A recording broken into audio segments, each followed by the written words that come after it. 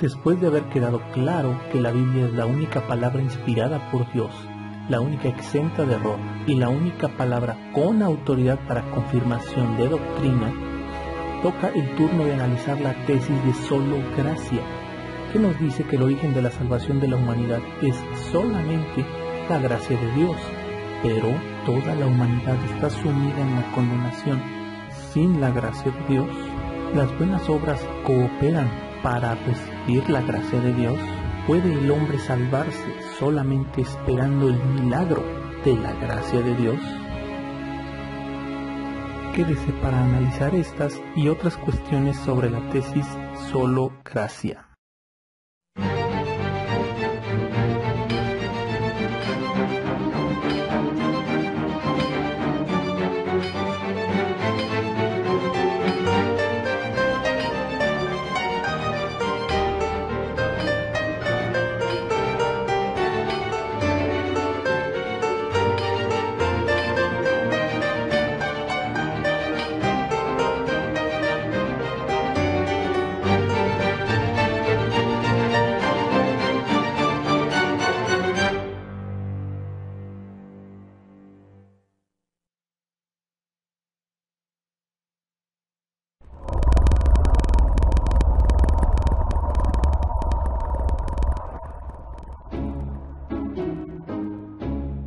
Solo gracia postula lo siguiente: el hombre en su estado natural es enemigo de Dios y no puede ni quiere buscar a Dios, mucho menos sujetarse a Él. Es Dios quien busca al hombre en su estado natural y le extiende su gracia. Nada de lo que haga el hombre, ni antes ni después de ser alcanzado por Dios, lo hace merecedor de la vida eterna.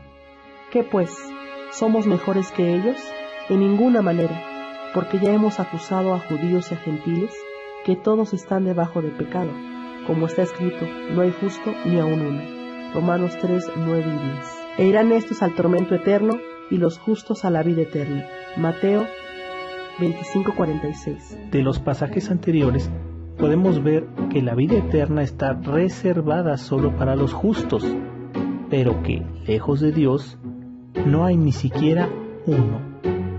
Esta es la condición del hombre después de la caída de Adán y Eva.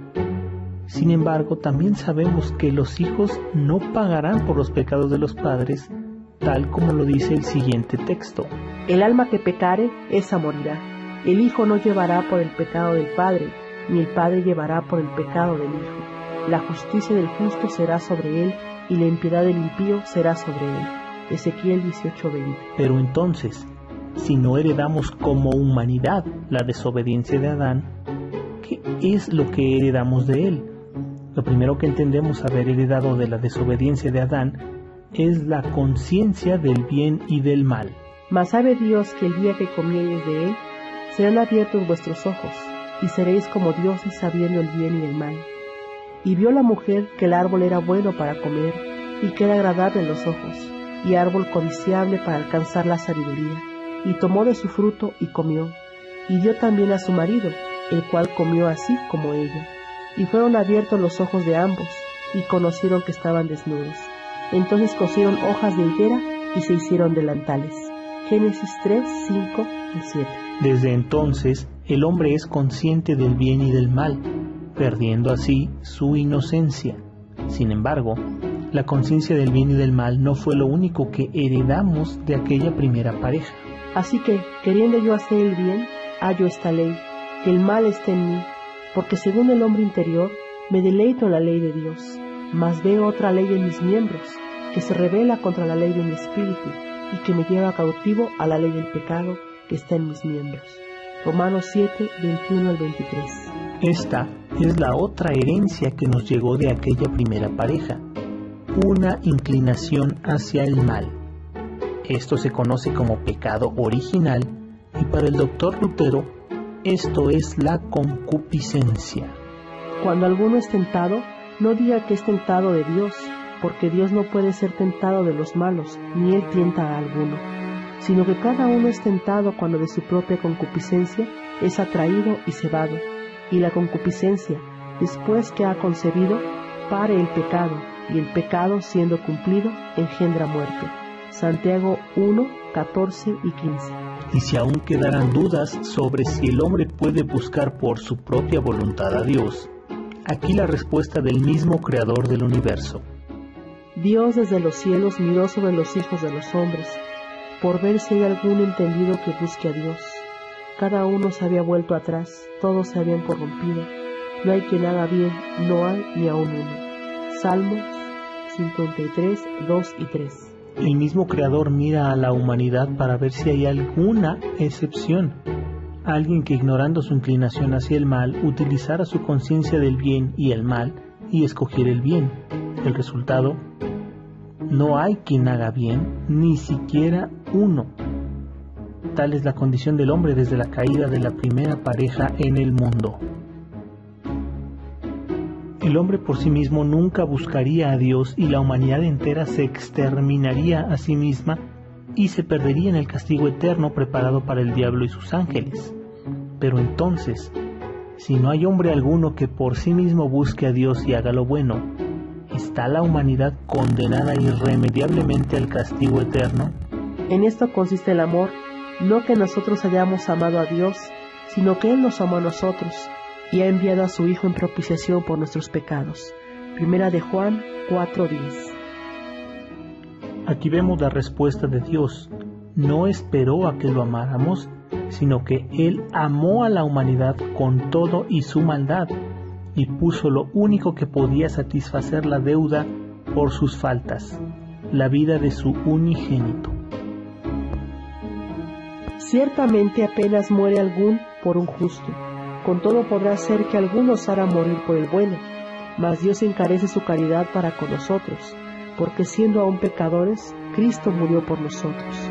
Romanos 5, 7 y 8. De este modo, vemos que es Dios quien inicia el proceso de salvar al hombre sin que éste tenga que hacer algo primero, salvándolo así primero de su autodestrucción y en segundo lugar de la condenación eterna. Porque si siendo enemigos fuimos reconciliados con Dios por la muerte de su Hijo, mucho más, estando reconciliados, seremos salvos por su vida. Romanos 5, 10. Si siendo enemigos, Dios buscó la reconciliación por medio de la muerte de su único Hijo, quedan claras dos cosas hasta ahora. El hombre por sí mismo nunca buscaría a Dios y por tanto se autodestruiría y se perdería en el castigo eterno. Dios, sin ningún mérito por parte de la humanidad que se dice es enemiga de Él, busca la reconciliación por medio de la muerte de su Hijo. Así llegamos a la conclusión de que si el hombre se salva de la autodestrucción y del castigo eterno, es por el amor compasivo del Creador hacia nosotros, sus rebeldes criaturas, quienes no tenemos ningún mérito en nosotros mismos. Esto se conoce como gracia. Siendo justificados gratuitamente por su gracia, mediante la redención que es en Cristo Jesús. Romanos 3:24. Tanto católicos romanos como evangélicos protestantes están de acuerdo en que tras la caída de Adán y Eva, el hombre quedó excluido de la gloria de Dios y es merecedor de la condenación eterna. Sin embargo, una vez que se ha recibido su gracia, ¿podemos impresionar a Dios con nuestras obras para merecer un lugar mejor en el cielo? ¿Debe el hombre realizar buenas obras para permanecer o incluso incrementar la gracia de Dios en su favor? Empero al que obra, no se le cuenta el salario por merced, sino por deuda. Romanos 4:4. Con esto se derriba el argumento de la penitencia con el que la Iglesia romana tenía acaparada la gracia de Dios, sujeta a diversas prácticas dentro de la Iglesia romana y a la misma compra de indulgencias. Todo esto para poder alcanzar el perdón de Dios. Los que se acercan al sacramento de la penitencia obtienen de la misericordia de Dios el perdón de los pecados cometidos contra Él y, al mismo tiempo, se reconcilian con la Iglesia a la que ofendieron con sus pecados. Ella les mueve a conversión con su amor, su ejemplo y sus oraciones. Catecismo de la Iglesia Católica. la lectura de la Sagrada Escritura, la oración de la liturgia de las horas y del Padre Nuestro, todo acto sincero de culto o de piedad reaviva en nosotros el espíritu de conversión y de penitencia y contribuye al perdón de nuestros pecados. Catecismo de la Iglesia Católica. La Iglesia Romana decía ser la poseedora y administradora de la gracia de Dios y la otorgaba bajo sus condiciones, sin tener la capacidad de ver en el interior de los hombres la intención del corazón del penitente. ¿Cómo podían asegurar que el penitente no tenía la misma actitud de los sacerdotes en el tiempo del profeta Malaquías, a quien el Creador, lejos de otorgarles su gracia, les hace ver su indignación? Habéis además dicho: oh, qué trabajo, y lo desechasteis, dice Jehová de los ejércitos, y trajisteis lo hurtado, o cojo, o enfermo, y presentasteis ofrenda. ¿Será-me acepto eso de vuestra mano? Dice Jehová. Malaquías 1:13. ¿Cómo verá el Creador a todos aquellos castigos o penitencias que en contra de su voluntad hacen varios feligreses católicos romanos? ¿No será acaso un sacrificio dañado como el que ofrecían los sacerdotes en el tiempo de Malaquías? Dicen: ¿por qué hemos ayunado y tú no lo ves? ¿Por qué nos hemos humillado y tú no haces caso? Pero en el día de su ayuno buscan su conveniencia y oprimen a todos los trabajadores. Isaías 58:3, Nueva Biblia Latinoamericana de hoy. En este pasaje vemos que en verdad a Dios no le impresionan nuestras obras, sacrificios o penitencias, pues Él ve nuestra intención, y si hay egoísmo o algún tipo de conveniencia en nuestra penitencia, para Dios, lejos de ser un sacrificio aceptable, es un insulto y una gran ofensa. Pero entonces, si es solo por gracia, ¿por qué la Biblia una y otra vez nos refiere la necesidad de tener buenas obras en esta vida? Ay de vosotros, escribas y fariseos hipócritas, porque sois semejantes a sepulcros blanqueados, que de fuera, a la verdad, se muestran hermosos, mas de dentro están llenos de huesos de muerto y de toda suciedad. Mateo 23:27. En este pasaje vemos lo inútil que resulta tratar de ser justo solamente por las obras externas, ya que para el Maestro, que puede ver lo que en realidad somos, nuestras obras son algo sucio y repulsivo. ¿Cuál es entonces el camino a seguir para alguien que quiere dejar de hacer el mal y empezar a hacer el bien? Ay de vosotros, escribas y fariseos hipócritas, porque limpiáis lo que está de fuera del vaso y del plato, mas de dentro están llenos de robo y de injusticia. Fariseo ciego, limpia primero lo de dentro del vaso y del plato, para que también lo de fuera se haga limpio.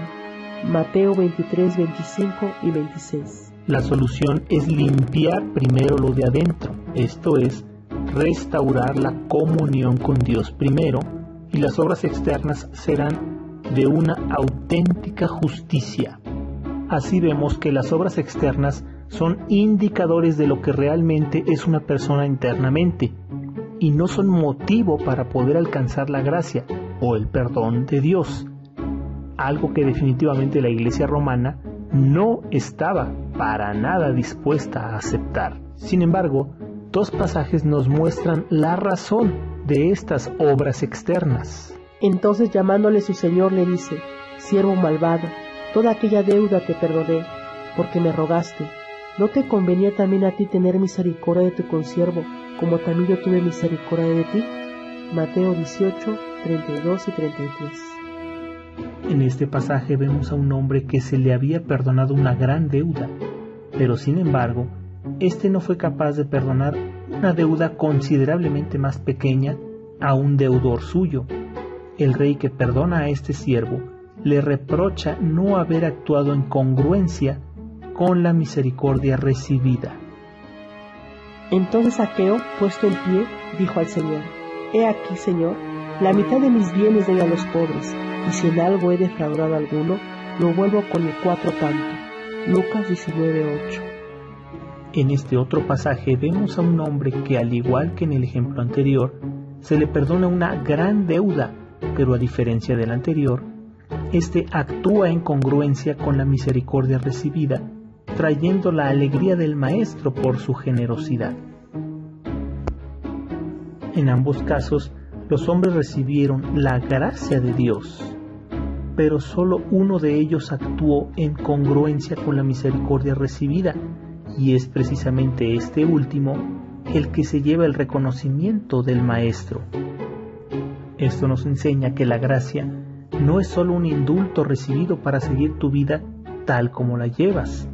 La gracia de Dios te inspira a que hagas misericordia con los demás, y esto no sale de tu gran generosidad, sino sale del mismo corazón del Creador, quien ya tiene las buenas obras preparadas para ti, tan solo para que camines en ellas. Porque somos hechura suya, criados en Cristo Jesús para buenas obras, las cuales Dios preparó para que anduviésemos en ellas. Efesios 2:10. La gracia de Dios se reproduce en aquellos que en verdad la han valorado, dando por resultado una vida que trae honra, no a la persona que actúa con misericordia, sino a Dios que ha favorecido con su gracia. Así alumbre vuestra luz delante de los hombres, para que vean vuestras obras buenas y glorifiquen a vuestro Padre que está en los cielos. Mateo 5:16. Esto es lo que implica no solo haber recibido la gracia de Dios, sino auténticamente vivir en la gracia. De esta manera, tenemos que las buenas obras no son causa de la gracia, sino consecuencia, ya que son la evidencia de que una persona en verdad ha recibido la gracia de Dios y está viviendo en ella. Y por el contrario, la falta de buenas obras en la vida de un cristiano son síntomas de un enfriamiento espiritual o alejamiento de Dios, tal como la fiebre y el cuerpo cortado pueden ser síntomas de un resfriado. Y resulta tan absurdo tratar de curarte de enfriamiento espiritual haciendo buenas obras, tal como si quisieras curarte el resfriado tratando de hacer lo opuesto a los síntomas del resfriado, como aguantarte los estornudos. El enfriamiento espiritual solo se puede curar restaurando la comunión con Dios, y las buenas obras fluyendo de manera natural en tu vida es la indicación de que estás curado. ¿Estás reproduciendo genuinamente la gracia de Dios en tu vida, dando la gloria a Dios quien te proporcionó primeramente su gracia? ¿Estás recibiendo tú la gloria por cada buena obra que realizas? ¿Estás viviendo tu vida totalmente indiferente a Dios quien te otorgó su gracia? Con eso terminamos la reflexión sobre la gracia de Dios, pasando ahora a analizar la siguiente tesis. ¿Qué es lo que pide Dios a los hombres para otorgar su gracia? ¿Confiar en las buenas obras nos hace caer de la gracia de Dios? ¿Existe el mérito en el reino de Dios? Estas y otras cuestiones se tratarán en el tema Solo Fe.